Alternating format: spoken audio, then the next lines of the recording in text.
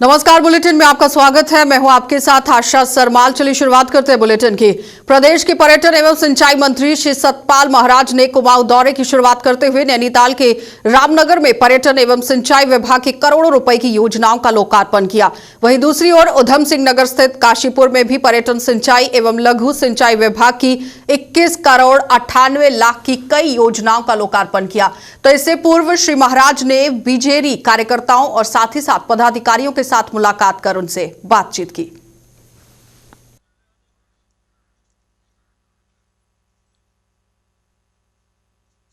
दोनों सागर को और नैनीताल को भी पर्यटन सर्किट में लाएंगे, इसके लिए पूरे प्रयास किए जा रहे हैं। प्रदेश में सर्किट बनाए जा रहे हैं, कई सर्किट बने हैं, किस तरह के हैं ये सर्किट शिव सर्किट है, जहां भगवान शंकर के जो मंदिर हैं वो डाले गए हैं। इसमें भगवान विष्णु के जो मंदिर हैं वो डाले गए हैं, भगवती के जो मंदिर है वो डाले गए हैं। इस प्रकार से डांडा नागराजा का, दोलजू देवता का, नवग्रहों के सर्किट्स बने हैं। तो इससे जो भी भक्तगण हैं वो अपने अपने सर्किट पर जाके लाभ उठा सकते हैं। उत्तराखंड वासियों का कोरोना वैक्सीन का इंतजार अब खत्म हो गया है। केंद्र की तरफ से राज्य को भेजी गई कोविड वैक्सीन अब दून पहुंच चुकी है, जो 15 जनवरी तक सभी जिलों में भेजी जाएगी, जिसके बाद 16 जनवरी से प्रदेश भर में प्रथम चरण का वैक्सीनेशन शुरू होगा। आपको यह भी बता दें कि राज्य को 1,13,000 कोविड की वैक्सीन दी गई है।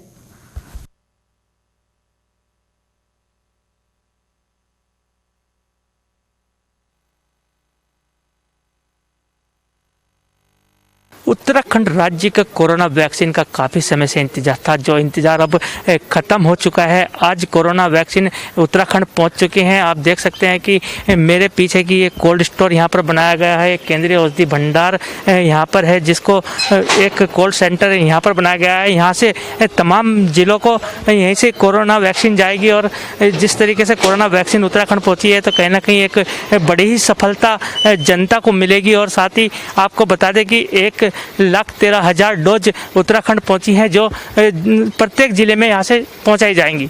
कैमरामैन तिलक शर्मा के साथ धनराज गर्ग, जगह 24/7 न्यूज़, देहरादून।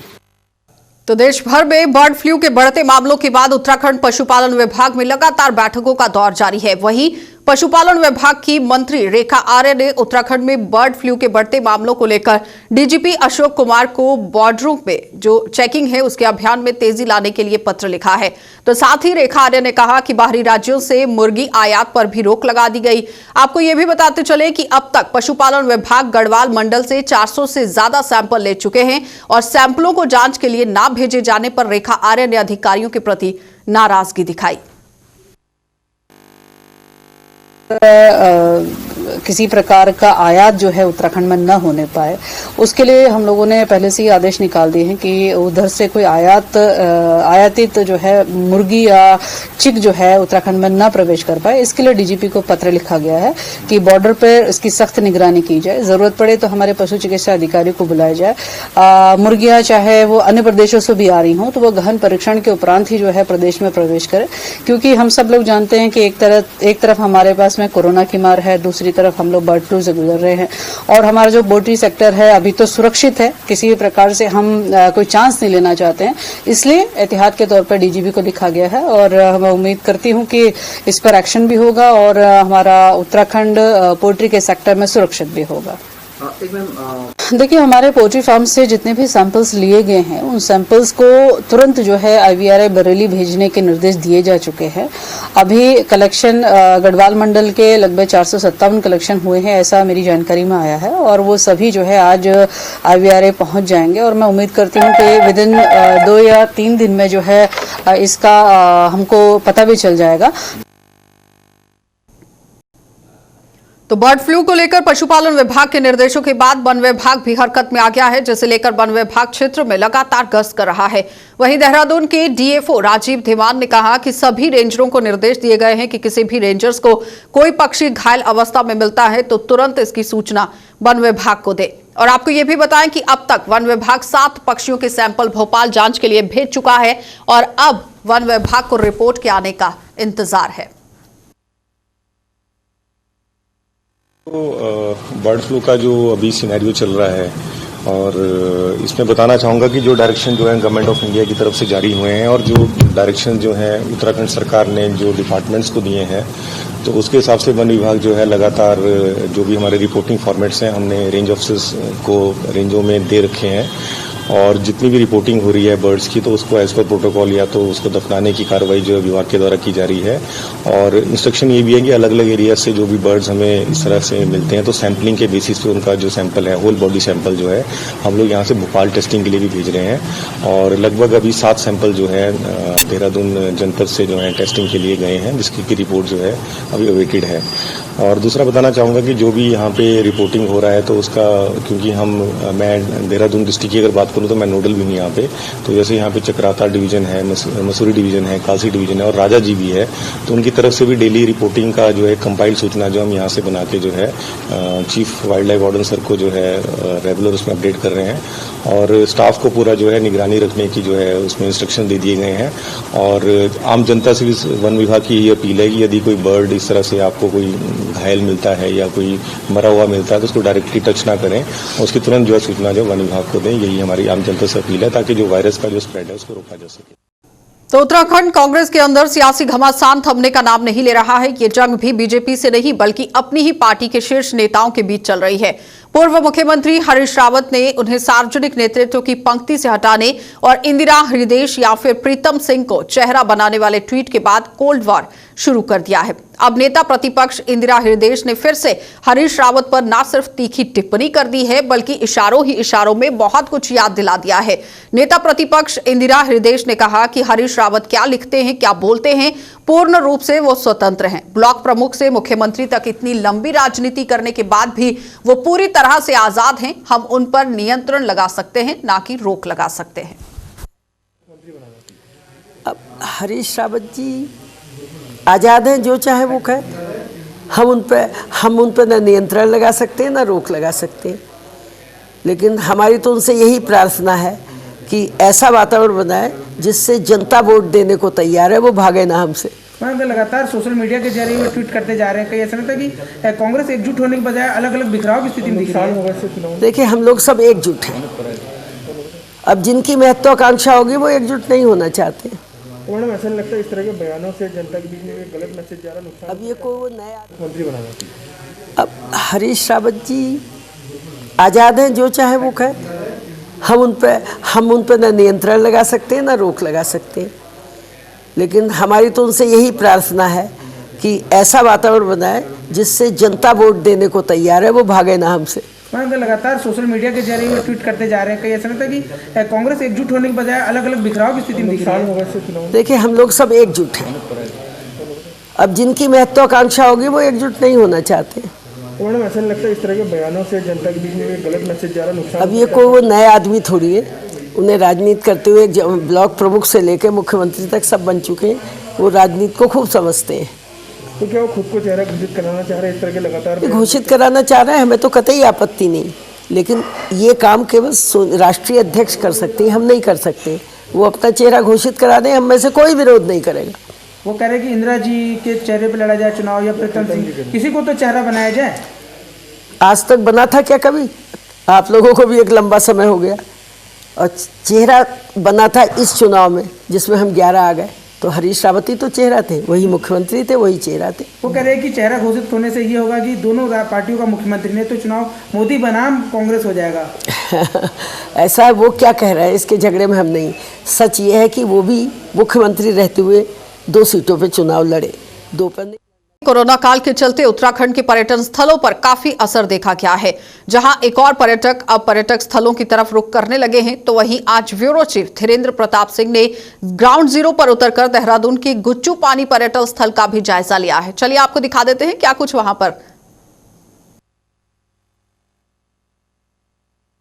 कोरोना काल की दहशत धीरे धीरे कम हो रही है, जिंदगी धीरे धीरे पटरी पे आ रही है और लॉकडाउन का पीरियड समाप्त हो रहा है। धीरे धीरे भारत अनलॉक की तरफ बढ़ रहा है। उत्तराखंड में भी हालात कुछ ऐसे ही हैं। किस तरह से ज़िंदगी पटरी पे आ रही है, यह जानने के लिए आज हम पहुँचे हैं देहरादून के बेहद फेमस पर्यटक स्थल गुच्चू पानी में।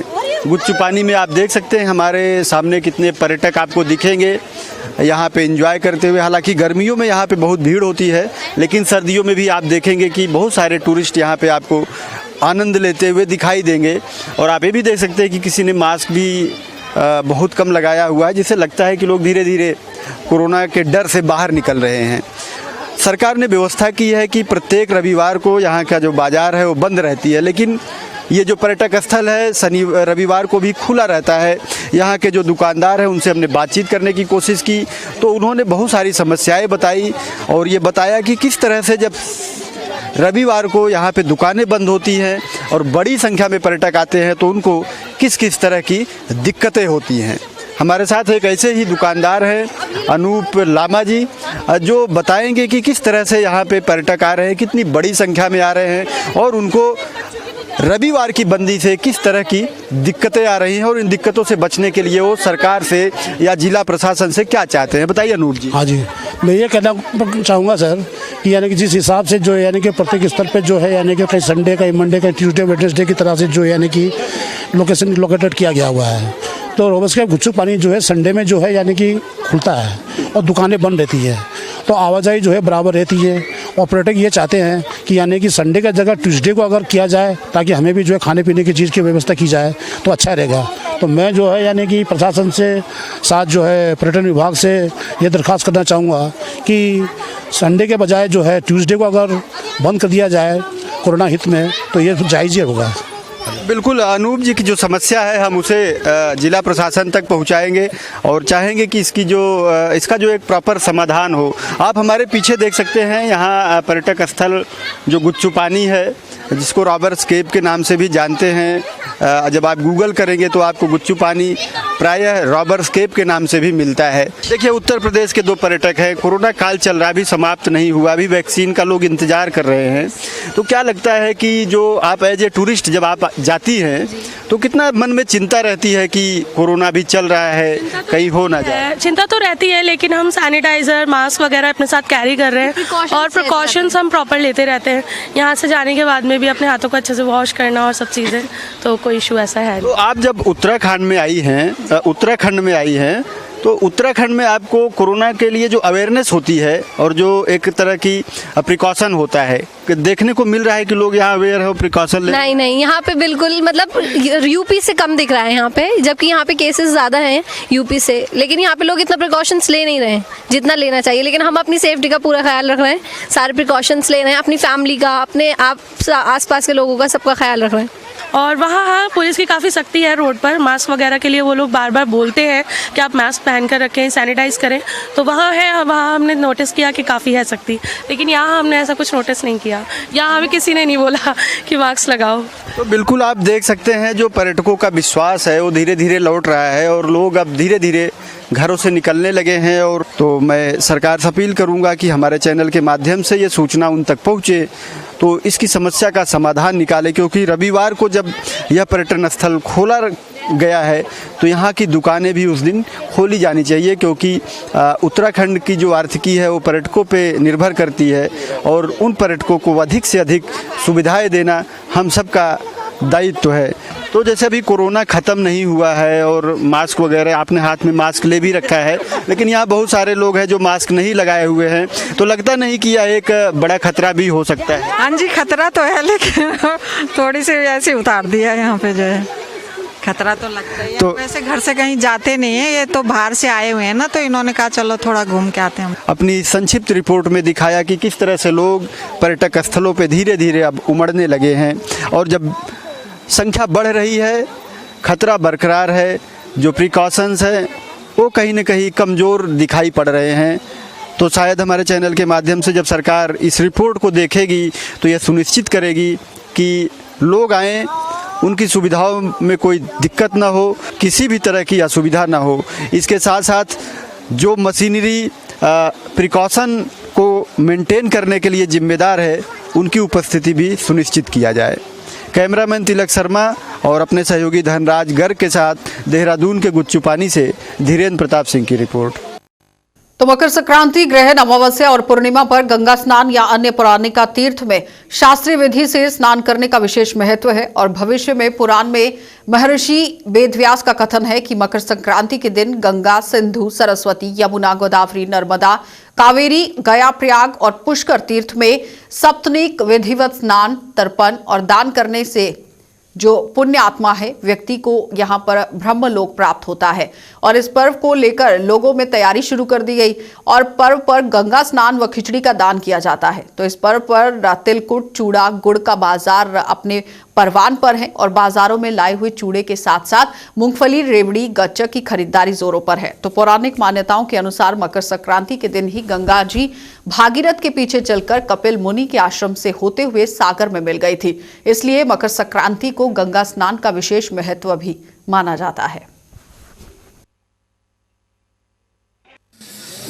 भारतीय सनातन परंपरावादी लोग जिनकी आस्था हिंदुत्व पवित्र तिथियों में तथा हिंदू पंचांगों में है, उनके अनुसार मकर संक्रांति का पर्व अपने आप में बहुत ही महत्वपूर्ण और बहुत ही उत्साह का पर्व है। ये एक ऐसा पर्व है कि जिसके आगमन से ही प्रकृति की कलाओं से लेकर मानव के व्यक्तिगत जीवन और अपने शारीरिक कलाओं में भी परिवर्तन आना शुरू हो जाता है, हो जाती है। और इसमें सबसे महत्वपूर्ण बात यह है कि ये ऊर्जावान स्रोत है। यहाँ से ऊर्जा प्रारंभ हो जाती है, लोगों के अंदर संचार प्रारंभ होता है, कार्य करने की प्रेरणा उत्पन्न हो जाती है। क्यों? क्योंकि इसमें रात्रि छोटी और दिन बड़े हो जाते हैं। और यानी अगर उसमें बिल्कुल भिन्नता हो जाती है, वैसे तो 25 दिसंबर बड़ा दिन माना जाता है वहाँ से प्रारंभ, लेकिन हम भारतीय संस्कृति सनातन के अनुसार तो यहाँ रात्रि छोटी और दिन बड़े, तो हम अधिक कार्य कर पाएंगे, अपनी आजीविका को हम अधिक अर्जित कर पाएंगे। और ये तो है आपका यानी यहाँ से उत्तरायण प्रारंभ हो, यानी माघ के महीने से यानी 14 जनवरी से लेकर के और आषाढ़ के महीने तक, यानी आपका जो है ये 6 महीने आपके उत्तरायण में रहेंगे। दान का खिचड़ी और तिल के दान, तिलकुट करते दान, बहुत से रेवड़ियाँ दान करते हैं। हाँ, और लड़कियों को बुलाते हैं, बहन बेटियों को बुलाते हैं, उन्हें खिचड़ी की दावत करते हैं, फिर उन्हें दान दक्षिणा दे के विदा करते हैं। इसका यही पर्व का इसको मानता है। खिचड़ी बनाएंगे, हो सकेगा तो गंगा स्नान करेंगे, कोशिश करेंगे भाई जाने की, जो कुछ भी हो सकेगा करेंगे। आपको बोला था कि जो नहीं घर से नहीं आते, कोई जो बुजुर्ग है, जो अस्वस्थ है, जो दिव्यांग है, तो कोविड पेशेंट है, वो अपने घर में ही बाल्टी में जल भरे और जल में गंगा जल मिला ले और उसमें थोड़े तिल डाले, उससे स्नान करे। उतना ही महत्व है जितना गंगा स्नान का महत्व है। संक्रांति का स्नान सनातन धर्म का एक पावन त्यौहार है। इसमें विशेष तौर से खिचड़ी के रूप में मनाया जाता है। साथ ही इस पवित्र दिन के अंदर आदमी को अपना विवेक से मांस मदिरा की तरफ नहीं जाना चाहिए, नहीं सेवन करना चाहिए, क्योंकि सूर्य उत्तरायण का प्रथम पर्व है और इसी से सारे त्यौहार, आगे के त्यौहार जो हैं हमारे, चाहे बसंत पंचमी है, शिवरात्रि है और गर्मियों के जितने त्यौहार हैं, ये खुलते चले जाते हैं। एक तरह का ये हमारा पर्दा उठाने वाला त्यौहार।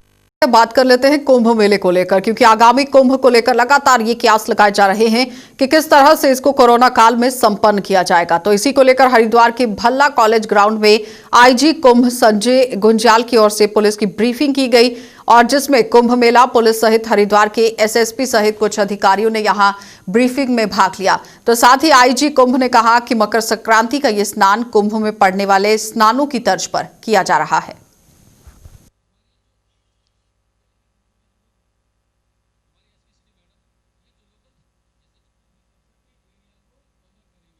ये ऑलरेडी उत्तराखंड में एक पोर्टल है जिसमें उत्तराखंड आने वाले जितने भी बाहर से आने वाले व्यक्ति है वो रजिस्ट्रेशन में अपनी रजिस्ट्रेशन या अपने पंजीकरण कराते हैं और वो कोई पास नहीं है, जस्ट एक पंजीकरण कराया जाता है ताकि हमें जो लोग आ रहे हैं उनका डिटेल प्राप्त हो सके और उस बेसिस पे हम अपनी चाहे वो क्राउड मैनेजमेंट के लिहाज से चाहे हेल्थ के लिहाज से उसकी व्यवस्थाएं प्रॉपर कर सके। तो आगामी कुंभ मेला अब नजदीक आ चुका है, मगर कुंभ के कई कार्य अभी भी अधूरे पड़े हुए हैं, जिसको लेकर उत्तराखंड सरकार और मेला प्रशासन जल्द पूरे करने के दावे कर रहा है। लेकिन दावों के बाद भी कार्य पूरे होते हुए दिखाई नहीं दे रहे हैं और हाईवे हो या फिर शहर, सड़कें जब देखी जा रही हैं तो गड्ढे ही दिख रहे हैं और गड्ढा सड़कों के नाम से जाना जा रहा है। तो अधिकारी लाख दावे कर रहे हैं पर हालात अभी भी महफूज नहीं है। तो समाज में चौथे स्तंभ यानी कि पत्रकारों की माने तो यही बात सामने आती है कि कुंभ कार्य अभी अधूरे हैं। हमने 86 से कुंभ हम देख रहे हैं और ये जो कुंभ है 2021 का वो बिल्कुल उससे भिन्न है। और इसमें सबसे बड़ी बात यह है कि जो कोविड-19 है उसकी आड़ भी ली जा रही है, क्योंकि और सारे कार्यक्रम हो रहे हैं, हजारों लोगों के कार्यक्रम, धार्मिक कार्यक्रम भी हो रहे हैं, राजनीतिक कार्यक्रम भी हो रहे हैं, लेकिन जो हमारे पर्व हैं, जो स्नान पर्व हैं, उनके लिए कोविड है। लेकिन अभी की अगर बात करें तो अखाड़ों ने और राज्य सरकार ने पहले तय कर रखा है कि फरवरी में स्वरूप तय होगा कि कुंभ अब कैसा होगा, तो उसी लिहाज से तैयारी चल रही है, थोड़ी धीमी गति से तैयारी चल रही है। हालांकि रंग रोगन का काम जो है शहर में वो पूरी तरह से चल रहा है, लेकिन सबसे बड़ी बात यह कि 1 जनवरी को नोटिफिकेशन कुंभ मेले का हुआ करता था, लेकिन वो अभी तक नहीं हुआ है। करीब 27 फरवरी के करीब जाके नोटिफिकेशन करने की बात कह रहे हैं। तो पहले 10 स्नान इन्होंने बताया था कि कुंभ मेले में होंगे। तो डोईवाला में निःशुल्क आयुर्वेद स्वास्थ्य शिविर का आयोजन किया गया और शिविर में मुख्यमंत्री की ओएसडी धीरेन्द्र पवार, निदेशक आयुर्वेद और यूनानी सेवा उत्तराखंड के डॉक्टर जितेंद्र, यानी कि जितेंद्र नहीं है, यितेंद्र इनका नाम है, यितेंद्र सिंह रावत, नगरपालिका अध्यक्ष सुमित्रा मनवाल के साथ तमाम लोगों ने शिरकत की। तो इस अवसर पर शिविर में पहुंचे तमाम लोगों ने अपने स्वास्थ्य की जांच कराकर आयुर्वेद कैंप का भी लाभ उठाया।